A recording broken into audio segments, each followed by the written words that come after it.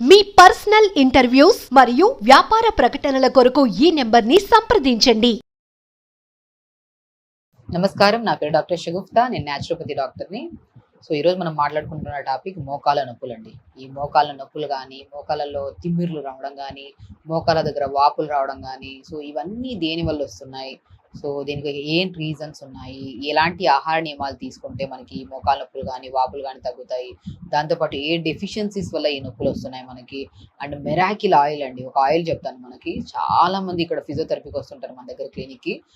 వాళ్ళలో ఏదైనా ప్రాబ్లం ఉందంటే ఆహార నియమాలు ఏమైనా జాగ్రత్తలు తీసుకోవాల్సిందైతే ఆహార నియమాలు జాగ్రత్తలు చెప్పి, ఒకవేళ ఇంకేమైనా రీజన్ ఉంటే ఆ రీజన్ చెప్పి ఈ ఆయిల్ ఇంట్లో ప్రిపేర్ చేసుకొని అప్లై చేసుకోమంటే వితిన్ 5 డేస్లో మనకి 5 రోజుల్లోనే మంచి రిజల్ట్స్ వస్తున్నాయి. ఎందుకంటే ఈ మోకాలు నొప్పులు కానీ, వాపులు కానీ, తిమ్మిర్లు కానీ వస్తే ఫస్ట్ మనం ఏం చేస్తాము? అసలు ఎక్స్రే తీయించుకోము. ఏ రీజన్లో వస్తుందో కూడా తెలియకుండా మనము కష్టపడి అసలు డ్రాగ్ చేస్తూ నడుస్తుంటారు. కొంతమంది కుంటూ నడుస్తుంటారు. ఇలాంటి వాళ్ళు రెగ్యులర్గా ఈ పెయిన్ కిల్లర్ ట్యాబ్లెట్స్ వేసుకోవడం వల్ల, ఎందుకంటే ఇప్పుడు నొప్పి వస్తే, బాడీలో ఏదైనా డిస్కంఫర్ట్నెస్ వస్తే ఏం చేస్తాం? ఇమీడియట్గా మనం ట్యాబ్లెట్ వేసుకుంటాం. ఈ ట్యాబ్లెట్లు వేసుకొని కిడ్నీ రిలేటెడ్ ప్రాబ్లంతో, ప్యాంక్రియాటిక్ రిలేటెడ్ ప్రాబ్లంతో, గాల్ బ్లాడర్ ప్రాబ్లంతో ఇబ్బంది పడేవాళ్ళు, కొంతమంది ఎసిడిటీ ప్రాబ్లంతో ఇబ్బంది పడేవాళ్ళు చాలా మంది ఉంటారు. కాబట్టి ఈ మోకాలు నొప్పులు కానీ, తిమ్మిరులు కానీ, వాపులు కానీ ఏ రీజన్స్ వస్తాయో మనం చూసుకుందాం. ఒకటి, మనకి మోకాళ్ళ దగ్గర టక్ టక్ సౌండ్స్ రావడం కానీ, కూర్చుంటున్నప్పుడు లెగుస్తున్నప్పుడు తిమ్మిర్లు పట్టడం కానీ అనిపించిన ప్రతి ఒక్కరిలో ఫస్ట్ మనం కొన్ని టెస్టులు చేయించుకోవాలి. మన బాడీలో బోన్స్లో కాల్షియం తక్కువ ఉందా, లేదంటే B12 తక్కువ ఉందా, డి విటమిన్ తక్కువ ఉందా, ఈ మేజర్. దీంతో పాటు ఐరన్ కూడా మన బాడీలో తక్కువ ఉందా, ఈ 4 విటమిన్స్ తక్కువ ఉన్నాయా లేదని చెప్పేసి మనం ఓన్గా వెళ్ళి కొన్ని టెస్టులలో ఈ 4 టెస్టులు కంపల్సరీ చేయించుకోమంటారు. ఈ 4 టెస్టులలో ఏమైనా తక్కువ, ఇప్పుడు కాల్షియం తక్కువ ఉందనుకోండి, ఫస్ట్ వచ్చే ఏంటి? మనకి ఫస్ట్ టక్ టక్ సౌండ్. మీరు గమనించండి, కూర్చున్నాము అలా లేచామనుకో టక్ టక్ సౌండ్స్ వస్తుంటాయి. నాట్ ఓన్లీ మోకాలు ఒకటే కాకుండా జాయింట్స్ మధ్యలో కూడా వస్తుంటాయి కొంతమంది. అప్పుడు చూడండి, ఖచ్చితంగా కాల్షియం డెఫిషియన్సీ ఉంటుంది. ఆ కాల్షియం డెఫిషియన్సీ ఉందనుకోండి, కాల్షియం రిచ్ ఎందుకు ఉంటుంది? ఎందులో ఉంటుంది? మన ఆవు పాలు ఉంటాయి, ఆల్మండ్స్లో ఉంటుంది, స్పెషల్లీ నువ్వుల్లో ఉంటుంది, ఇంకా మునక్కాడలు, వెజిటబుల్స్ తీసుకుంటే మునక్కాడలు అన్నిట్లో ఉంటాయండి. జంక్ ఫుడ్స్ పక్కన పెట్టి మంచిగా కాల్షియం రిచ్ ఫుడ్లలో ఇప్పుడు నేను చెప్పినవి తీసుకుంటూ ఉంటే ఆ టక్ టక్ సౌండ్స్ స్లోగా రావడం తగ్గిపోతాయి. ఒకవేళ తిమ్మిర్లు అంటే మనకి గమనిస్తే మరి ఏదో సూదులు గుచ్చుతున్నట్టు, లేదంటే చీమలు పాకుతున్నట్టు ఆ సెన్సేషన్ ఉంటుంది. వాళ్ళు కూడా నడవడానికి చాలా ఇబ్బంది పడుతుంటారు. నొప్పి తక్కువ ఉంటుంది కానీ ఈ సెన్సేషన్ ఎక్కువ ఉంటుంది. వీళ్ళలో ఖచ్చితంగా B12 డెఫిషియన్సీ ఉంటుంది. మీరు ఈ మధ్య కాలంలో చాలా మందిలో B12, డి విటమిన్ అనేది కామన్ అయిపోయింది డెఫిషియన్సీ. అందువల్లే ఈ బోన్ ప్రాబ్లమ్స్ కానీ, బాడీ ఊబక రావడం కానీ, హెయిర్ ఫాల్ అవ్వడం కానీ, ఫేస్ మీద పింపుల్స్ రావడం కానీ, ఇవన్నీ కామన్గా ఎందుకు వస్తున్నాయంటే B12 డెఫిషియన్సీ. వీటన్నిటితో పాటు ఒక రీజన్ మోకాలలో తిమ్మిర్లు కానీ, బలంగా అతి బలహీనంగా అనిపించడానికి కూడా కారణం B12. B12కి నేను చాలా ఫుడ్స్ చెప్పాను.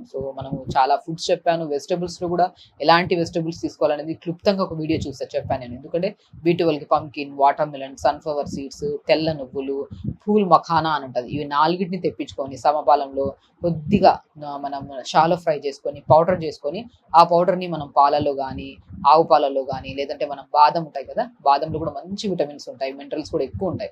4 లేదా 5 బాదమ్స్ తెచ్చుకొని దాన్ని పొద్దున్న నానబెట్టి దాన్ని తొక్కు తీసేసి దాన్ని ఒక గ్లాస్ నీళ్ళు వేసి మిక్సీ పట్టేయడం. ఆ మిక్సీ పట్టిన బాదంలో ఇప్పుడు నేను చెప్పిన pumpkin, watermelon, sunflower seeds, తెల్ల నువ్వులు, పూల్ మఖానా అంటారు, తామర గింజలు, వీటిని షాలో ఫ్రై చేసుకొని పౌడర్ చేసుకొని, ఈ పౌడర్ని మనం ఆవు పాలల్లో కానీ, బాదంతో చేసిన బాదం కూడా 4-5 బాదమ్స్ పొద్దున్న నానబెట్టిన ఒక 2 అవర్స్ తర్వాత దాని స్కిన్ తీసేసి దాంట్లో కొద్ది వాటర్ వేసి మిక్సీ పట్టామనుకోండి, మనమే ఫ్రెష్గా ఇంట్లో చేసుకున్నట్టు ఉంటుంది బాదం మిల్క్. ఆ బాదం మిల్క్లో ఇప్పుడు మనం పౌడర్ చేసుకున్న దాన్ని ఒక 1 స్పూన్ రెగ్యులర్ కలుపుకొని తాగామనుకోండి, B12 డెఫిషియన్సీ కానీ, డి విటమిన్ డెఫిషియన్సీ కానీ మనకి క్లియర్ అవుతుంది. ఒకవేళ ఐరన్ డెఫిషియన్సీ ఉందనుకోండి, కొంతమంది ఐరన్ తక్కువ అయిపోవడం వల్ల కూడా బలహీనంగా, శరీరంలో ఐరన్ లేకపోతే మనిషి నిస్సత్తువుగా, జాయింట్స్ మధ్యలో కూడా చాలా విపరీతమైన నొప్పి ఉంటుంది. కాబట్టి ఐరన్ తక్కువ ఉంటే ఒకవేళ మన వాళ్ళు మనం తోటకూర కానీ, అంజీర్ కానీ, బ్లాక్ కిస్మిస్ కానీ ఇవి రెగ్యులర్గా తీసుకుంటుంటే మనకి డెఫిషియన్సీస్ వల్ల వచ్చిన మోకాలు నొప్పులు, ఇలాంటి చిన్న తిమ్మిర్లు కానీ, మంటలు కానీ, లేదంటే కూర్చుంటున్నప్పుడు లెగుస్తున్నప్పుడు టక్ టక్ సౌండ్లు కానీ, ఇలాంటి బలంగా అనిపించిన కొంతమందికి బోన్స్ కూడా మనం లెగిసి కూర్చుంటున్నప్పుడు ఏదో ఇప్పుడు ఉండాల్సిన వెయిట్ కంటే ఎక్కువగా అనిపిస్తూ ఉంటుంది లెగడానికి. అలాంటి ఇబ్బంది ఉన్నప్పుడు ఈ డెఫిషియన్సీస్ అనేవి ఖచ్చితంగా ఉంటాయి. ఈ డెఫిషియన్సీస్ని మనం రెక్టిఫై చేసుకోవడానికి ఈ టెస్టులు చేసుకొని, ఆ టెస్టుల్లో ఏమైనా అవకతవకలు ఉంటే అవి మనం ఇప్పుడు నేను చెప్పిన ఫుడ్లో తీసుకుంటే ఖచ్చితంగా మనకి ఇది అవుతుంది. మోకాలు నొప్పులు కానీ మోకాళ్ళలో ఉన్న బలహీనత, ఈ తిమ్మిర్లు అవన్నీ కంట్రోల్ అవుతాయి. అండ్ ఇంకొక రీజన్ ఏంటంటే అండి, కొంతమందిలో పెద్దవాళ్ళలో ఉండాల్సిన వెయిట్ కంటే బరువు ఎక్కువగా ఉండే వాళ్ళలో చాలా మంది ఒబేసిటీ, అధిక బరువు ఉండడం వల్ల కూడా ఆ బరువు అంతా ఈ మోకాల చుక్క పటేల్లా అని చిన్న బోన్ ఉంటది, ఆ బోన్ మీద ఈ బరువు అంతా పడడం వల్ల కూడా ఈ సైనోవిల్ ఫ్లూయిడ్ తగ్గిపోవడం కానీ, లేదంటే బోన్ కి మధ్యలో రాపిడ్ ఎక్కువైపోయి బోన్ కరిగింది అని చెప్తుంటారు కదా.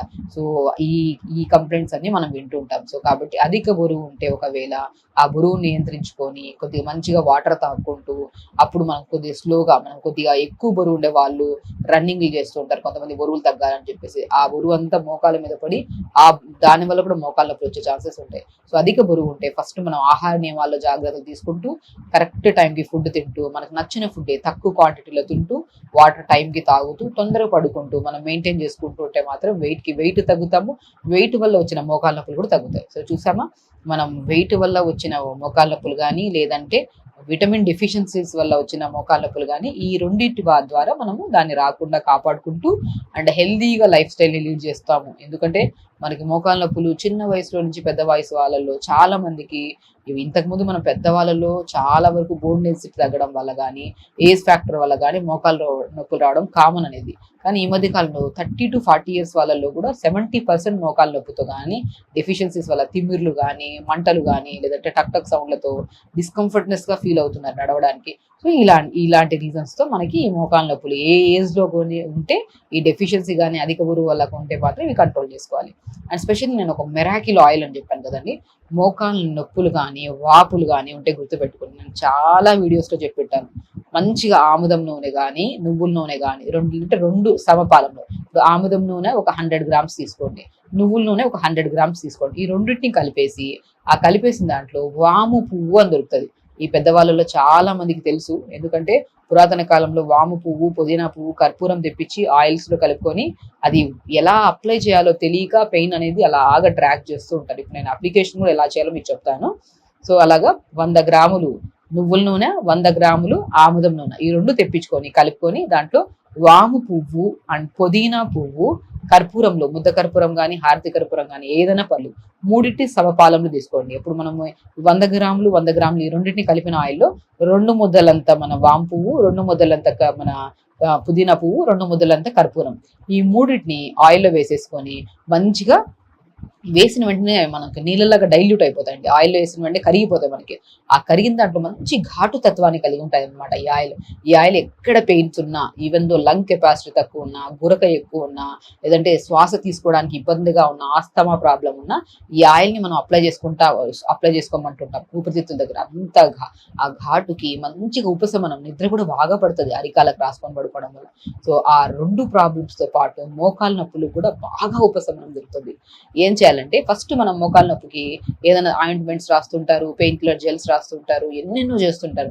దానివల్ల రిజల్ట్స్ రాకుండా చాలా ఇబ్బంది పెడుతుంటారు. గుర్తుపెట్టుకోండి, మోకాళ్ళ నొప్పులు కనుక వస్తే మనకి రావడానికి మేజర్ రీజన్ మోకాళ్ళ కిందన భాగం. గమనించారా, ఈ మోకాళ్ళ కిందన భాగంలో నరాలన్నీ టైట్ గా ఈ గ్రీన్ కలర్ నర్వ్స్ అని ఉంటాయి. కొంతమందికి వారికోస్ వెయిన్స్ అని కనపడుతుంటాయి, కొంతమందికి ఒక నరం మీద ఒక నరం పడి నాటుగా గట్టి ముద్దల్లా కనపడుతుంటాయి. అందుకని మోకాళ్ళ కిందన భాగంలో మంచిగా మర్దన చేసుకోవాలి.